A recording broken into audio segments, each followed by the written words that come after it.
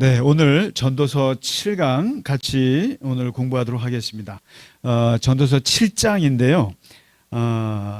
제목은 이 전도자가 내가 평생 연구하고 또 조사하고 그리고 내가 실험해 본 결과 깨달은 한 가지 진리가 있다고 얘기해요. 한 가지 사실, 한 가지 진실. 그게 뭔가? 이게 이제 마지막 절에 나오는데 그 평생을 연구해서 깨달은 한 가지 진실이 무엇인가? 그것을 이제 말하기 전에 오늘 7장은 아주 정말 잠언하고 같이 섞여 있는 그런 느낌을 들 정도로 이제 좋은 그 말씀들이 이렇게 나와요. 특히 이제 첫 번째는 그 어떤 늘 잠언에서 우리가 머리에 딱 쏙쏙 박히기 좋은 게 바로 비교법. 우리나라 국어 문법으로 말하면 대조법이죠. 대조법. 그러니까 반대되는 것들을 얘기함으로써 무엇을 선택해야 될지를 다 깨닫게 하는 건데 이 비교를 통한 교훈이 나오는데 이제 한번 1절부터 이렇게 보시면 이런 게 나와요. 이게 일종의 가치관인데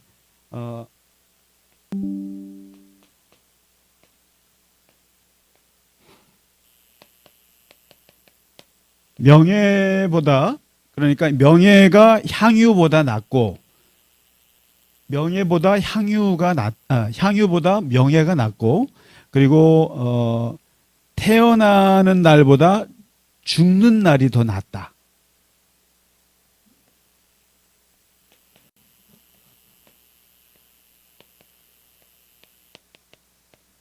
그러니까 이름을 날리는 게 돈을 버는 것보다 낫다. 명예의 가치냐 물질의 가치냐 했을 때 물질의 가치보다는 명예의 가치가 더 중요하다.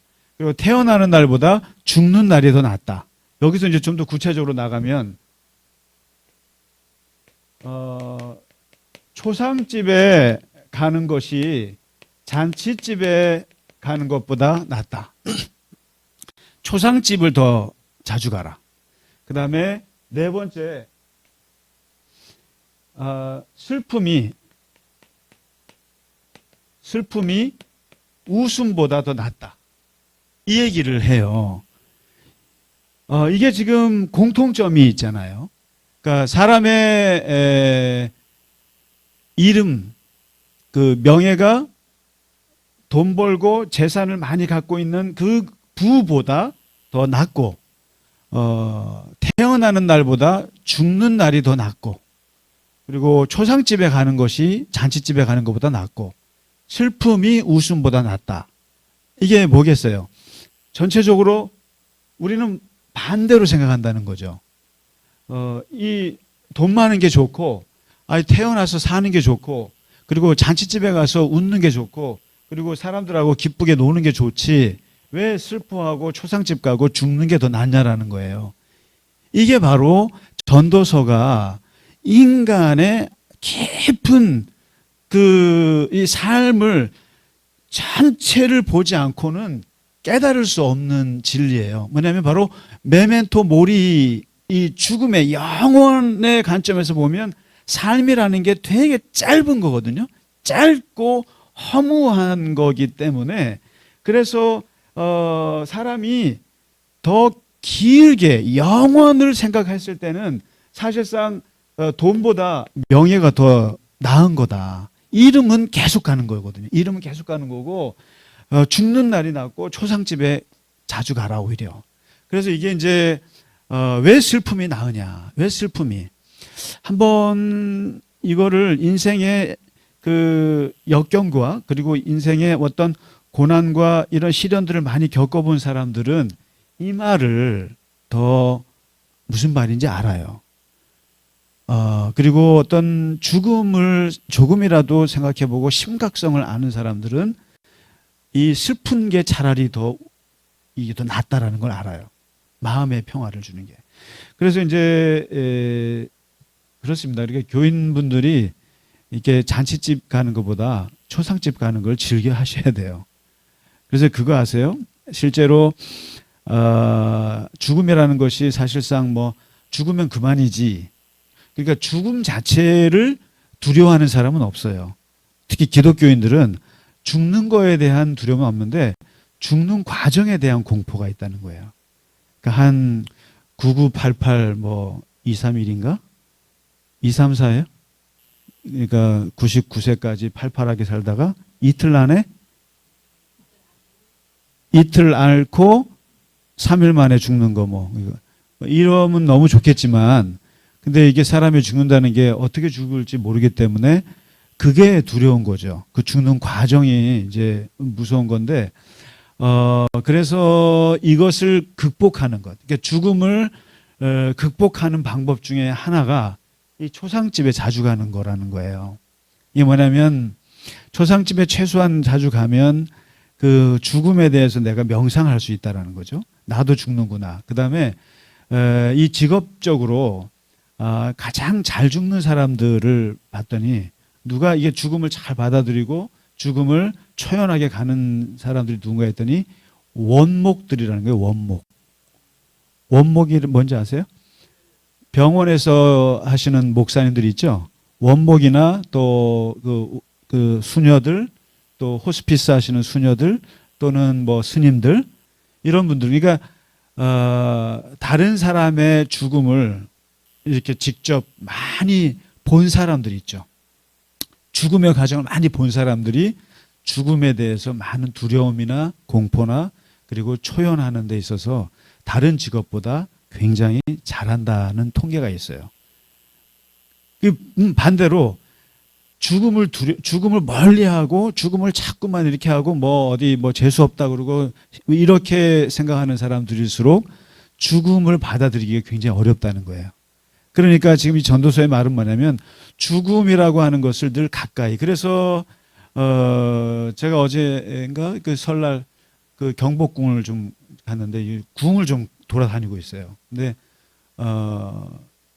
사실 종로에서 거의 30년 가까이 있으면서도 제대로 좀 보질 못한 것 같아요. 그래서 경복궁을 갔는데 경복궁 저쪽 서쪽 저쪽 북쪽 끝에 태원전이라고 있는데 거기가 바로 그 왕이나 왕비가 죽으면은 그 시신을 모시는 곳이 있다는 거예요. 근데 이제 그 해설을 들어보니까 뭐냐면 삶과 죽음이 한 궁궐 안에 있다라는 거예요. 그러니까 그 죽음이 멀리 있는 것이 아니라 가까이 거기다 모시고 그렇게 한다는 거죠. 그러니까 그 우리나라 조상 특히 우리 조선시대도 보면은 그렇게 죽음과 삶을 분리하지 않는다. 이게 되게 중요하거든요. 그러니까 우리는 자꾸만 이게 죽음을 멀리 있는 것처럼 하고 멀리 깊이 하는데 그래서 우리나라 그 김열규 교수라고 서강대 국문학과 교수가 제가 그분 책 너무 그분도 메멘토 모리라는 책을 썼는데 우리나라 사람들이 너무 죽음을 멀리 한다는 거예요. 그러니까 일단 죽으면은 그냥 멀리 저기 공동묘지나 저쪽 산으로 간다는 거예요. 예를 들면 서구 같은 경우는 교회 옆에 다 묘지예요. 교회 옆에. 교회 가까이수록 묘지를 하고 그런 문화인데 그리고 이렇게 총각이 죽으면은 관을 거꾸로 쓴다는 거예요. 못 나오게. 처녀가 죽으면 거꾸로 한다거나 그리고 왜 그렇게 관을 해서 그냥 들이다 밟는지 못 나오게 그런 문화들 하나하나가 너무 죽음을 기피하려고 하는데 이게 사실은 잘못된 문화라는 거예요. 죽음이 항상 우리 안에서 삶과 죽음이 같이 있는 것인데 이거를 유일하게 얘기해 주는 게 지금 전도서예요. 전도서라는 것이 이거죠. 초상집에 자주 가라. 슬픈 게 차라리 낫다라고 하는 것은 이 메멘토 모리의 관점에서 생각하지 않으면 불가능한 사고다. 그러니까 이게 그래서 우리나라도 보면 제 친구가 그 이제 명지대 장례학과를 나와가지고 이제 목사인데 장례업을 해요. 하는데 그래서 그분이 이제 목사니까 교회 안에서도 그 죽음 학교 같은 거를 이제 한다는 거예요. 하는데 한 1회, 2회 하다가 이제 문 닫는다는 거예요. 왜냐면 인기가 없다는 거예요. 그리고 또 죽음 학교는 마치 노인들만 대상으로 한다고 생각하는데 젊은 사람들도 해야 되거든요. 근데 그런 것이 다른 결혼 학교, 무슨 부부 학교 이런 거는 잘 되는데 죽음 학교는 안 된다는 거예요. 근데 왜냐하면 우리나라 사람들은 죽음을 얘기하면 재수 없다고 생각하고 그리고 멀리 하려고 그러는데 사실상 하나님 신앙을 갖고 있는 사람들에게 있어서 중요한 것은 이거죠. 이런 죽음에 대한 생각을 하지 않으면 사실상 영혼을 준비하는 것은 어렵다. 이런. 그래서 이런 얘기를 하는 거죠. 초상집, 잔치집보다는 초상집을 자주 가라. 이런 좀 생각해 볼 만한 얘기예요. 중요한 얘기입니다. 사실은. 그래서 이제 이런 얘기를 해요. 그 지혜자의 책망을 듣는 것이 우둔한 자의 노래를 듣는 것이 보다 낫다. 차라리 지혜자가 너한테 뭐라고 막 하는 소리를 듣는 게 우매자가 노래 부르는 것보다 낫고 시작보다 끝이 더 좋다. 그리고 교만한 것보다 인내하는 것이 낫다. 이런 얘기를 합니다. 이렇게 해서 그 비교를 통한 그 교훈을 얘기를 해주고 있는데 중요한 것은 죽음에 대해서 너무 멀리 하지 마라. 죽음이라고 하는 것을 가까이 갖고 있으라. 그러니까 까르페 디엠 현재의 삶을 충실하게 살지만 항상 메멘토 모리가 옆에 있다는 것을 기억하라. 이런 말을 여기서 하고 있죠. 그러면서 이제 7절부터 보시면은 두 번째 파트가 꼭 버려야 할 마음이 나와요. 꼭 버려야 할 것들이 나오는데 첫 번째가 탐욕. 탐욕은 사람을 어리석게 만든다. 그리고 이 탐욕은 뇌물을 받게 하는데 뇌물은 지혜로운 사람의 마음을 병들게 한다. 뇌물이라고 하는 것은. 이렇게 탐욕을 버리라. 그다음에 두 번째가 분노. 급하게 화내지 말아라. 분노는 어리석은 마음, 사람의 품에 머무는 것이 분노다. 그러니까 이 탐욕과 분노를 버리라라고 얘기를 하면서 이런 얘기를 해요. 10절에 보시면은 옛날이 지금보다 더 좋은 까닭이 뭘까라고 말하지 마라. 아, 옛날이요. 이렇게 하지 말라는 거예요. 그러니까 지금 이제 이게 뭐냐면 과거 예찬론을 하지 마라. 그러니까 구관이 명관이다라는 말 하지 마라. 옛날이 더 좋았는데 이런 말 하지 마세요. 그러니까 옛날이 좋았는데 저는 그래요. 우리가 이제 옛날 교회 얘기도 너무 하지 마세요. 옛날 교회 옛날이 좋았는데 옛날이 이런 분들이 있어요. 근데 지금 옛날이 지금보다 더 좋았다 이런 말 하지 말라는 거예요. 왜냐하면 이게 바로 이제 까르페 디엠을 얘기하는 거예요. 현재보다 좋은 때는 없다라는 거예요. 이제 앞부분에서 죽음을 얘기했잖아요. 그런데 지금 여기서 말하는 현재가 너무나 중요하다는 거예요. 현재가 제일 좋아요.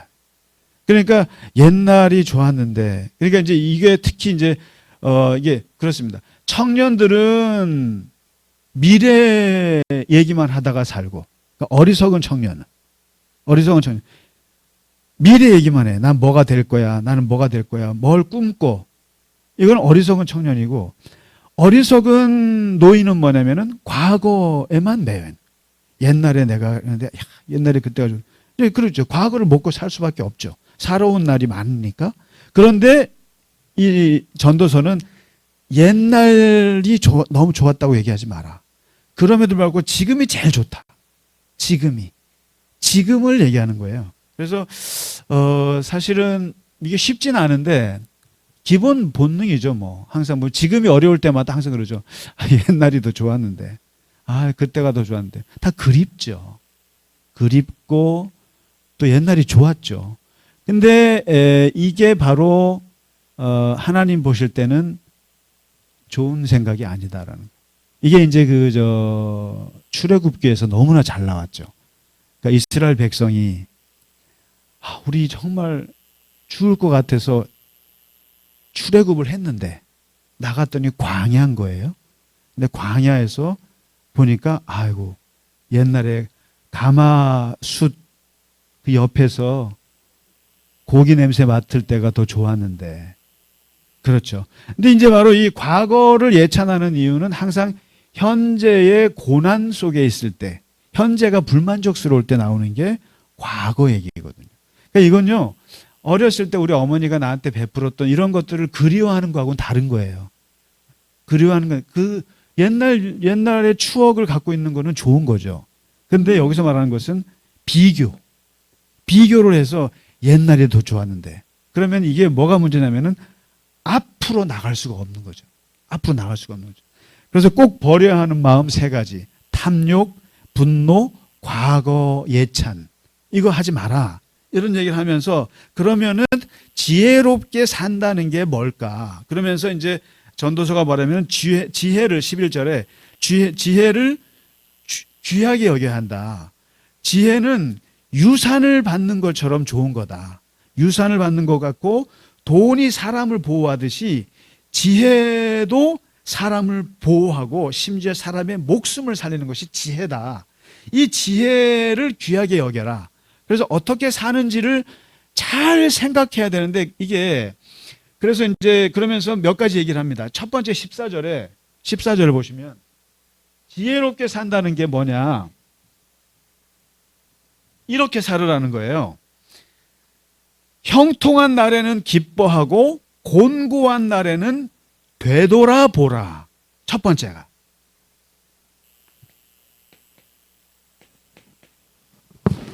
그러니까 형통한 날에 기뻐하고 곤고한 날에는 생각하라는 거예요. 이게 지혜로운 삶이다.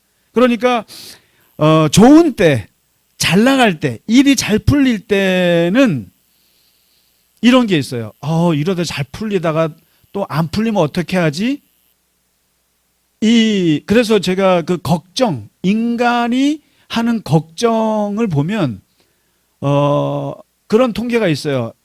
실제로 일어날 4% 외에는 다 걱정이라는 거예요. 안 일어나는 것들을 갖고 걱정.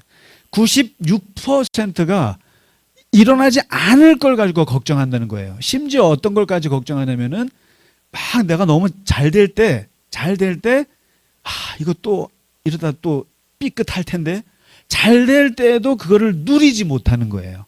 그러니까 기뻐하고, 지금 우리가 좋은 일 있잖아요. 좋은 일 있으면 그냥 좋아하면 된다는 거예요.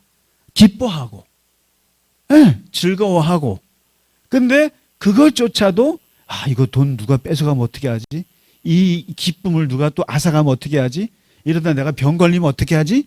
이렇게 해서 누리지 못하고 하는데, 지혜로운 사람은 뭐냐면은 형통할 때는 그것을 즐긴다라는 거예요. 그냥 기뻐, 너무 좋아. 이게 반응을 할 수 있어야 되는 거거든요.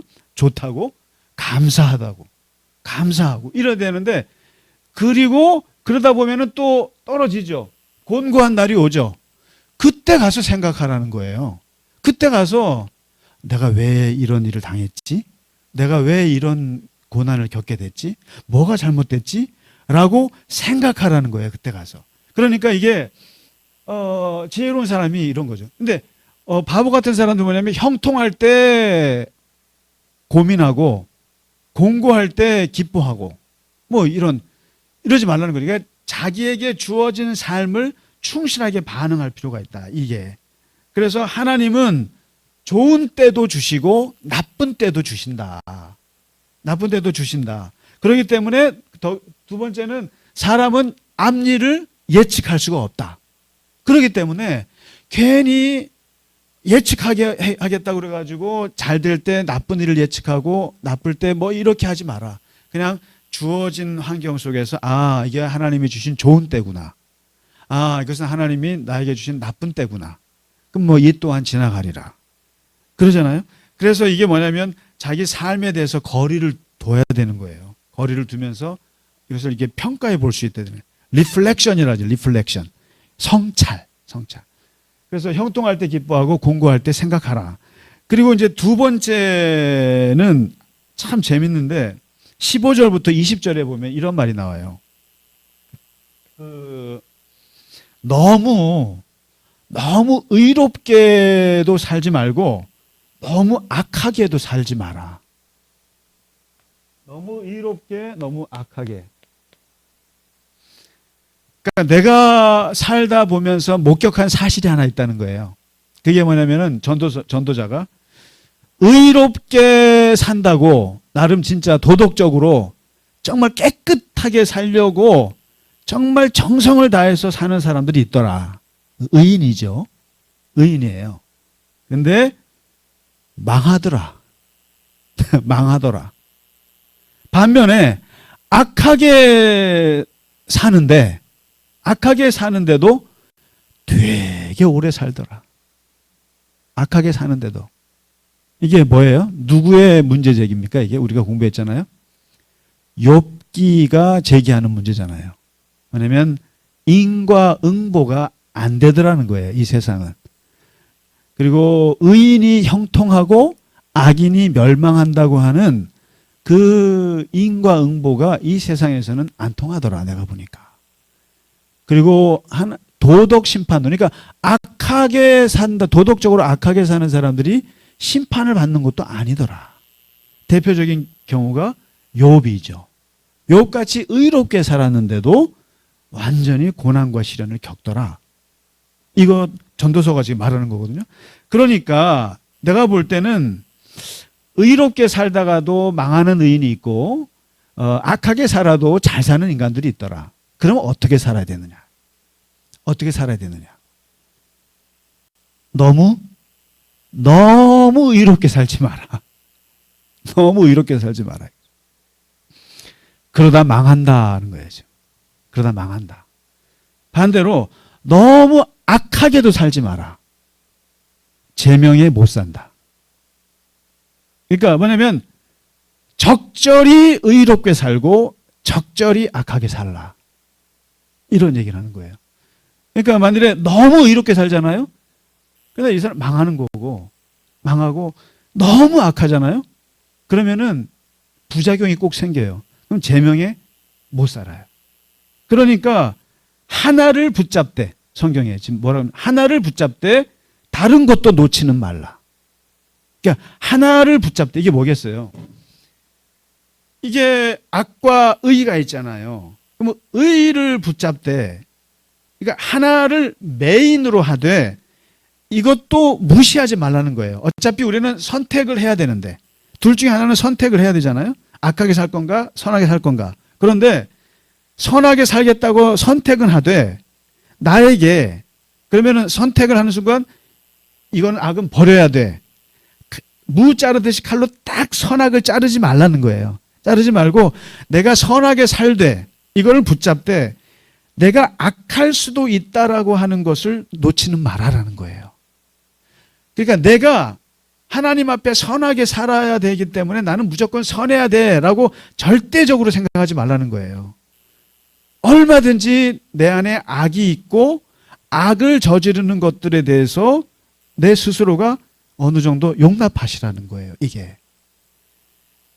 그러니까 제가 이 말씀을 주중에 읽으면서 경험한 건데, 그 횡단보도가 이렇게 이중으로 돼 있어요. 이렇게 돼 있잖아요. 이렇게 돼 있는 경우가 있는데, 근데 여기가 불이 이게 같이 켜지면은 좋은데, 같이 켜지면 같이 가면 되는데, 여기는 이제 막 여기는 꺼져 있고 저기는 켜져 있는 거예요. 근데 여기는 이제 조그만 길이라 그래서 여기만 살짝 건너가면 같이 갈 수가 있는 거예요.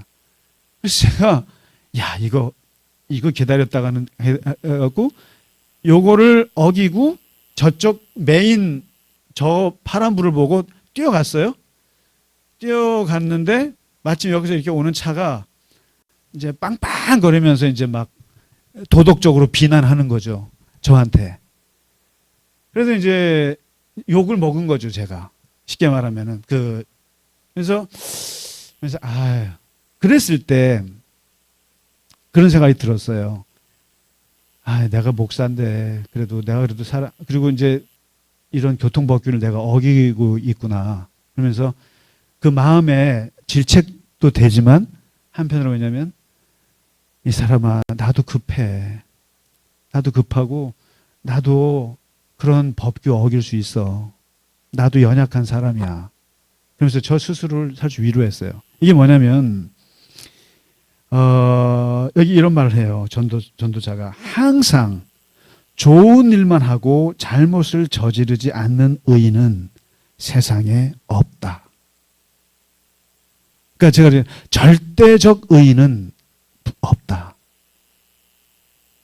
아까 우리 뭐 잠깐 우리 시작하기 전에 이성균 씨 죽음을 잠깐 얘기했습니다만은 누구든지 절대적 의의는 없어요. 그렇기 때문에 이게 뭐냐면 사람이 살다가 실수를 할 때 다시 회복할 수 있는 자존감과 그 주변의 사회가 그런 사회가 좋은 사회예요. 회복할 수 있어야 돼요. 사람은 누구나 넘어질 수 있어요. 누구나 교통법규 어길 수 있고요. 누구나 잘못할 수 있어요. 그랬을 때 쟤는 천벌을 받을 사람이야 라고 남들에게 말해서도 안 되고 남들에게 들을 필요도 없고 내 스스로를 너무 자책할 필요가 없어요. 그러잖아요. 절대적 의인도 없고 절대적 악인도 없다는 거예요. 그러니까 좋은 영화는, 좋은 드라마는 어떤 드라마냐면은 절대적인 악과 절대적인 선을 그리지를 않아요. 항상 재미없는 영화가 뭐냐면 얘는 선인, 얘는 악인. 그래서 이 선한 사람이 악한 사람을 징계하면 속 시원해. 그런 사회는 없어요. 실제로. 항상 우리 안에 선과 악이 공존하죠. 공존하고 저 악인이라고 봤던 사람이 선할 수도 있고 선하게 봤던 사람이 악할 수도 있는 거예요. 얼마든지. 그러니까 전도서는 적절하게 살라는 거예요. 의롭게도 살다가도 악을 저지르면 그래 난 또 악인이야. 난 또 악해 라고 생각을 해야지 나같이 의인이 어떻게 내가 악을 저질러? 그럼 어떻게 해요? 죽어야 돼요. 죽음밖에는 없어요. 내 스스로를. 그래서 이거 정말 전도서의 중요한 부분이에요. 인생을 살아보니까 내가 별걸 다 겪더라 이거죠. 다 겪는 건데 이걸 모르고 그래서 뭐라고 말합니까? 여기 보시면 하나님을 경외하는 사람은 극단을 피한다. 이게 표준 세번역에 나온 그대로 말이에요. 극단을 피하셔야 돼요. 극단은 정말 나빠요. 극단은. 그래서 이게 요 부분이 동양의 중용과 맞닿아 있어요. 어느 정도 적절하게 지나치지 않고 과유불급이고 그래서 적절한 선에서 선을 유지하는 것이 좋다. 그러다가 악을 행하더라도 내가 그것을 어느 정도 용납하고 끌고 안고 가야 돼요. 회복 탄력성이라고 그러잖아요. 죄에 대해서도 회복 탄력성이 있어야 돼요. 근데 한번 죄를 지면 다 죽어? 그럼 어떻게 살아요? 그 사회가 어떻게 되겠어요? 안 되죠. 그 다음에 세 번째 지혜로운 건 뭐냐면 남들이 하는 말에 마음을 쓰지 마라. 21절에 남들이 하는 말에 너무 신경 쓰지 마라 이거예요. 그렇게 신경 쓰다 보면은 네가 제일 가까이 있는 네 종들까지도 너 욕하는 걸 들어야 될 걸 아마. 그러니까 너무 야 걔가 뭐라 그랬대. 나한테 뭐라 그랬어. 적어봐. 이러지 말라는 거예요. 그러면서 전도자가 뭐라 하냐면은 나도 남을 욕한 일이 있다는 걸 기억해라. 남들한테 욕먹는 것만 자꾸만 괴로워하지 말고 네가 남들한테 욕했던 것도 한번 생각해봐라. 이걸 뭐라 그래요? 역지사지. 역지사지하면 다 이해가 돼요. 윤리의 기본은 역지사지예요. 입장받고 생각하는 거거든요. 입장받고 생각하면 사람들을 다 웬만하면 한 90%는 이해할 수 있어요. 입장 바꿔서 그 사람의 입장에서 한번 생각해 저 사람이 왜 저렇게 저런 일을 했는지 저런 말을 했는지 그 입장에 가보면 웬만하면 이해가 돼요. 그래서 이게 윤리의 기본이에요. 역지사지. 그리고 황금률 예수님이 남이 싫어하는 것을 하지 마라. 남에게 대접하는 대로 너도 너가 남에게 대접받고 싶은 대로 너도 남을 대접하라. 이게 역지사지란 말이죠. 남의 입장에서 생각해 보면은 다 니도 남한테 엄청 욕했잖아. 다 비난했는데 니도 남한테 비난받을 거라고 생각 안 하면 안 되지. 이런 사람이잖아. 나는 절대 욕 먹고는 못 살아. 그럼 죽어야 돼요, 그건요. 욕 먹고 못 살아? 아니요. 욕 먹고 사셔야 돼요. 욕 많이 먹고 사셔야 돼요. 오래 사십니다. 욕 먹는 거, 저는 이거를 정말 제가 한 30대 때 참 깨달았어요. 저는 요 때까지만 해도 남에게 욕먹는 거를 용납 못했었어요. 너무 저는 정말 아까 극단적으로 의롭다고 생각했었어요. 그래서 누가 나한테 욕해? 그걸 용납 못했어요. 근데 목회를 하다 보니까 목사는 욕 먹고 사는 직업이다. 그러니까 욕 먹는 것을 그냥 맛있는 식사, 디저트 먹는다고 생각하고 그렇게 살기 시작했고, 그러다 보니까 살만해요. 욕 먹는 거 그냥 어느 정도 그래서 여러분 욕 먹는 거 너무 괴로워하지 마시라 이거죠. 그래서 신경 쓰다 보면은 네 옆에 있는 사람까지도 욕한다. 그러니까 이 욕 먹는 걸 두려워하지 마라. 그리고 이제 마지막 세 번째는 여기고요. 네 번째가 이제 마지막 결론이 나옵니다. 내가 평생 지혜를 내가 연구하지 않았느냐? 왜 조사하고 또 시험해보고 또 사물의 이치를 찾고 또 찾은 결과 깨달은 것 한 가지가 있다. 한 가지가 29절이에요. 내가 딱 깨달은 것이 한 가지가 있는데, 하나님은 사람을 정직하게 지으셨으나 사람이 많은 꾀들을 낸 것이니라. 자, 이게 무슨 말이냐면은 표준 세번역을 보면 더 쉽게 풀 수 있어요. 왜냐하면 하나님은 인간을 평범하고 단순하게 만드셨으나 우리가 우리 자신을 복잡하게 만들어 버렸다는 것이다. 그러니까 하나님은 보세요. 기뻐할 때, 형통할 때 기뻐하고, 공고할 때 생각하고, 그리고 좋은 일 있을 때 기뻐하고 좋아하고, 이게 단순한 거예요. 하나님이 인간에게 만드신 본성은 단순했다라는 거예요. 평범하고. 그러니까 살다가 죽게 되면은 죽고, 또 살게 되면 살고, 뭐 이런 거거든요. 돈이 있으면은 그냥 좋고, 없으면 없는 대로. 이게 모든 게 자족 같은. 그러니까 단순하게 하나님은 만드셨는데, 문제는 인간 스스로가 인간을 복잡하게 만들었다는 거예요. 복잡하게. 형통한 날에도 걱정하고, 공고한 날에 쓸데없이 좋아하고, 그러니까 스스로가 복잡하게 생각을 너무 많이 해가지고 인생을 꼬이게 만들었다. 내가 볼 때. 그러니까 원래 하나님은 인간을 그야말로 심플, 정말 아름답게 지으셨다는 거죠. 아주.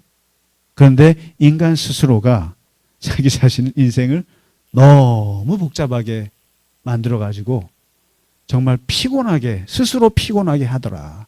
이게 전도자가 오랜 세월 탐구하고 연구한 결과 인간에 대해서 내린 결론이에요. 그럼 뭐겠어요?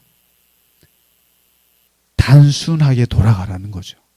하나님이 원래 만드신 인간의 본성, 단순성, 심플리시티, 단순하게 다시 돌아가는 수밖에 없다. 그래서 이게요, 본질을 아는 사람들은 단순해요. 그래서 이 위대한 화가나 위대한 학자나 또 위대한 그러한 그 사상가들은 복잡하지가 않아요. 모든 걸 다 하나로 줄여요. 그래서 그 피카소의 그림을 보시면은 거기에 소가 나오죠. 소 그림이 나와요. 근데 이게 뭐냐면 소를 보고 피카소가 이렇게 선 몇 개로 정리했죠. 이게 바로 천재성이에요. 뭐냐면 그 복잡한 털이 있고 귀 있고, 귀는 어디 있어요? 꼬리 있고 다리 있고 이런 것들을 쭉쭉쭉쭉쭉쭉 이렇게 끝내요. 단순한. 소의 본질은 이거다 이거예요. 아주 심플한 거거든요. 그러니까 모든 사태 복잡하지 않습니까?